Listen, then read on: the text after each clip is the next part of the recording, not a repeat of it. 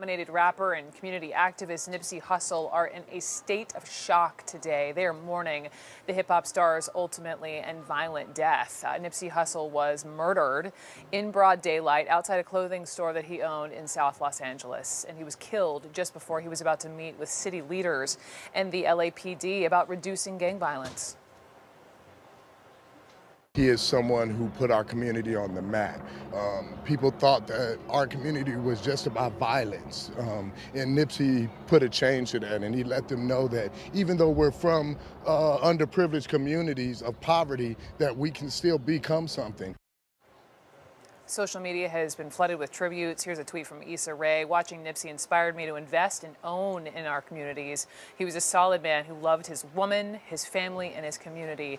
This hurts. Atlanta-based DJ Headcrack, co-host of the Ricky Smiley Morning Show and Dish Nation, is with me now. And Headcrack, thank you for taking a minute with me and just talking about this man that was so beloved. I mean, it's a huge loss for the rap and hip hop community. He wasn't, just a rapper. He left this huge social footprint in his hometown of South LA, investing his time and his money back in the community.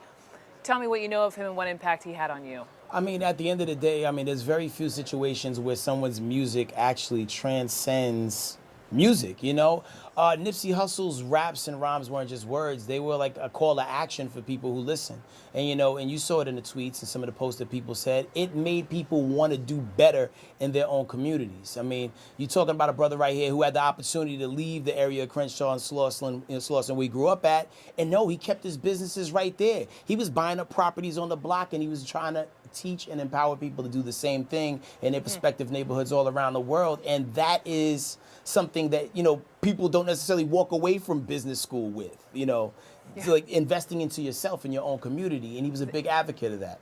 This is a guy who, I just spent my morning reading all about him, started a STEM program for inner city kids, owned multiple businesses where he hired people in the community, was involved in rebuilding projects, in the South LA area. And he said he grew up in gang culture, but that he turned his life around and tried to help others do the same. And I know your son actually got to meet him in Atlanta at one of his pop-up shops. Can you tell me what that was like for him? My son was completely over the moon when he went to Nipsey Hussle's pop-up shop, because the type of guy that Nipsey was, he wanted to press the flesh. He wanted to meet the fans and give that love back to the people that showed him love. Like my man has done things in the culture that you've never seen done before. He had an album that he was selling for $100 a pop, only made like 1,000 copies of it, and people bought them. Jay-Z, I think, bought 100 copies of it.